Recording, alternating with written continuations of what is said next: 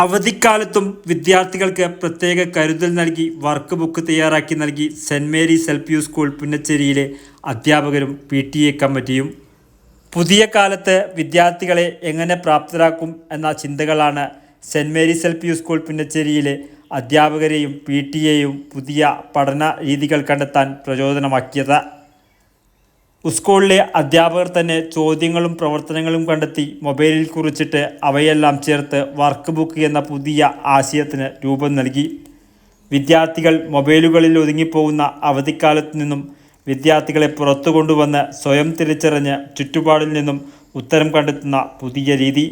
1 മുതൽ 4 വരെയുള്ള കുട്ടികൾക്ക് പുതിയ അധ്യയന വർഷത്തിന് മുന്നേ കഴിഞ്ഞ ക്ലാസ്സുകളിൽ പഠിച്ചെടുത്ത കാര്യങ്ങൾ മറന്നു പോകാത്ത തരത്തിൽ തുടർ പഠനത്തിന് പ്രാപ്തരാക്കുക എന്നതാണ് വർക്ക് കൊണ്ട് ലക്ഷ്യമാക്കുന്നത് എന്ന് സ്കൂൾ പ്രധാന അധ്യാപിക ക്രിസ്റ്റീന ടീച്ചർ പറഞ്ഞു. വൈവിധ്യമാർന്ന പ്രവർത്തനങ്ങൾ ചെയ്തു വരുന്ന ഒരു വിദ്യാലയമാണ്. ഈ വർഷവും അത്തരം ഒരു പ്രവർത്തനങ്ങളുമായാണ് നമ്മുടെ സ്കൂള് മുന്നോട്ട് വന്നിരിക്കുന്നത്. അടുത്ത വർഷം സമഗ്ര ഗുണമേന്മ വിദ്യാഭ്യാസം എന്ന ലക്ഷ്യം വെച്ചാണ് വിദ്യാഭ്യാസ പ്രവർത്തനങ്ങളെല്ലാം ക്രമീകരിച്ചിരിക്കുന്നത്. അതിൻ്റെ ഭാഗമായി കുട്ടികളുടെ അടിസ്ഥാന ശേഷി വർദ്ധിപ്പിക്കുക, മലയാളം, ഇംഗ്ലീഷ്, ഗണിതം, പരിസര പഠനം എല്ലാ വിഷയങ്ങളിലുമുള്ള അവരുടെ അടിസ്ഥാന ശേഷി വർദ്ധിപ്പിക്കുക എന്ന ലക്ഷ്യം മുൻനിർത്തിക്കൊണ്ടാണ് ഈ വർഷവും ഈ വർക്ക് ബുക്ക് ഞങ്ങൾ ക്രമീകരിച്ചിരിക്കുന്നത്. 4 വർഷങ്ങൾക്ക് മുന്നേ തുടങ്ങിയ ഒരു പ്രവർത്തനമാണിത്. ഈ വർഷത്തെ പ്രത്യേകത നേരത്തെ പറഞ്ഞതുപോലെ തന്നെ സമഗ്ര ഗുണമേന്മ വിദ്യാഭ്യാസവുമായി ബന്ധപ്പെട്ടിട്ടാണ്. കൂടാതെ നമുക്കറിയാം, നമ്മുടെ കുട്ടികളെല്ലാം തന്നെ അവധിക്കാലം അടിച്ചു പൊളിക്കുന്ന ഒരു രീതിയാണ്. കൂടാതെ മൊബൈലിൻ്റെ ഉപയോഗം വർദ്ധിച്ചു വരികയാണ്. അത് കുട്ടികളിൽ ഉണ്ടാക്കാവുന്ന പ്രത്യാഘാതം വലുതാണ്. അതിനെയൊക്കെ കുറച്ചുകൊണ്ട് വരിക എന്ന ഒരു ലക്ഷ്യവും ഈ വർക്ക് ബുക്കിന്റെ പിന്നിലുണ്ട്. രക്ഷിതാക്കളുടെ സഹായത്തോടു കൂടി കുട്ടികൾ വർക്ക് ബുക്കിലുള്ള എല്ലാ വർക്കുകളും ചെയ്തു കഴിഞ്ഞാൽ പരമാവധി അവരുടെ അടിസ്ഥാന ശേഷി നല്ല രീതിയിൽ വികസിപ്പിക്കുവാൻ സാധിക്കും എന്ന വിശ്വാസമുണ്ട്. ഏകദേശം 250-ൽ പരം പുസ്തകമാണ് ഞങ്ങൾ തയ്യാറാക്കിയിരിക്കുന്നത്. UKG ക്ലാസ് മുതൽ 4ാം ക്ലാസ് വരെയുള്ള കുട്ടികളാണ് ഇതിന്റെ പ്രയോജനം ലഭിക്കുന്നത്. 250 കുട്ടികൾ, 14 ടീച്ചർമാർ ഇവരെയെല്ലാം കൂട്ടിയോജിപ്പിച്ചുകൊണ്ട് PTA കമ്മിറ്റി നടത്തിയ പ്രവർത്തനങ്ങളാണ് ഇത്തരത്തിലുള്ള വർക്ക് ബുക്ക് എന്ന ആശയത്തിലേക്ക് എത്തിച്ചത്. കൃത്യമായ ഇടവേളകളിൽ കുട്ടികളുടെ വീട്ടിലെത്തി അധ്യാപകർ വർക്ക് ബുക്കിൻ്റെ പ്രവർത്തനങ്ങൾ കണ്ട് റിപ്പോർട്ടും നൽകും. ഒടുവിൽ പുതിയ അധ്യയന വർഷത്തിൽ ചെയ്തു തീർത്ത കണ്ടറിഞ്ഞ ഉത്തരങ്ങളുമായി വർക്ക് ബുക്കുമായി വിദ്യാർത്ഥികൾ സ്കൂളിലേക്ക് എത്തും. സ്കൂളിൻ്റെ കുട്ടികളുടെ ഭാവിക്ക് വേണ്ടിയുള്ള എല്ലാവിധ സഹകരണവും PTA നടന്നുണ്ടാവാണ്. നമ്മുടെ PTA എക്സിക്യൂട്ടീവ് കമ്മിറ്റി ഏത് പരിപാടിയൊക്കെ തന്നെ ഭംഗിയായി നടത്താനുള്ള സഹകരണം നമ്മുടെ PTA കമ്മിറ്റിയുടെ ഭാഗത്ത് ഉണ്ടാവണം. അതാണ് ഒന്നാമത് പറയാനുള്ളത്. നമ്മൾ പഠനോത്സവം നമ്മുടെ 3 കേന്ദ്രങ്ങളിൽ പഠനോത്സവം നടത്തേണ്ടത് പഠന മികവ് പൊതുസമൂഹത്തിൽ നിന്ന് അവതരിപ്പിക്കാനുള്ള സർക്കാരിനെ നടത്തുകയും അത് ഗംഭീര വിജയമാക്കാൻ നമുക്ക് സാധിക്കും.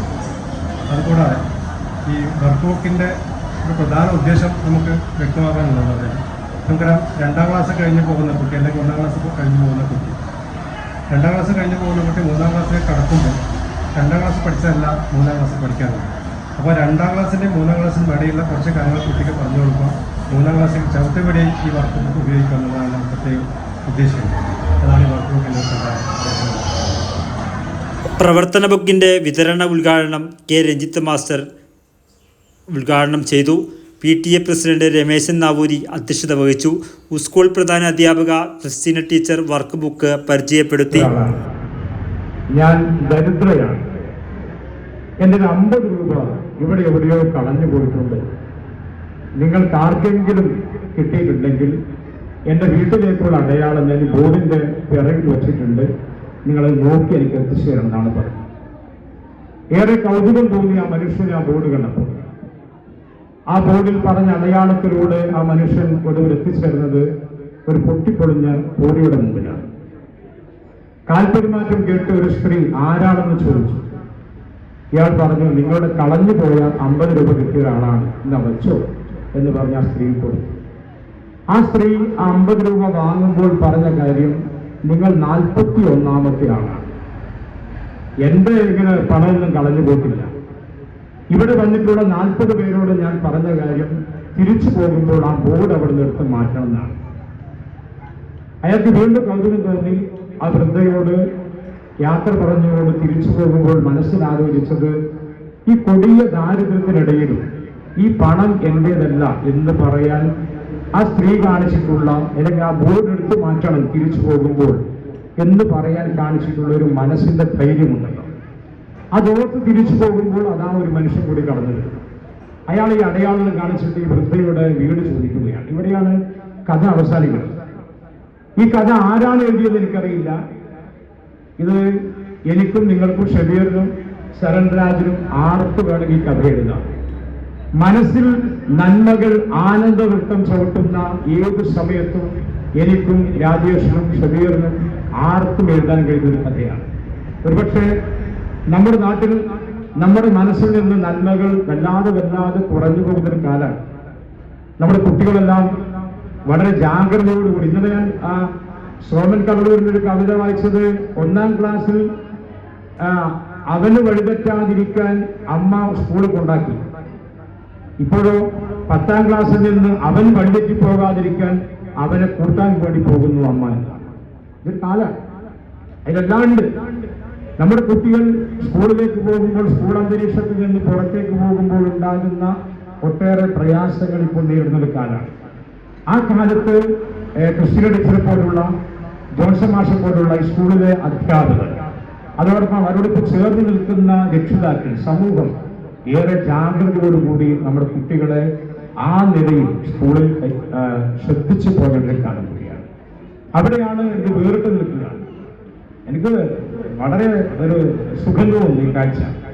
നമ്മുടെ സുന്ദരികളായിട്ടുള്ള, സുന്ദരന്മാരായിട്ടുള്ള നമ്മുടെ ചെറിയ കുട്ടികൾ, അവർ നല്ല ഭംഗിയായ വസ്ത്രം ധരിച്ചുകൊണ്ട് ഈ സ്കൂളിലേക്ക് വരികയാണ്. അവരിവിടെ പഠിച്ച കുട്ടികൾ തന്നെയാണ്.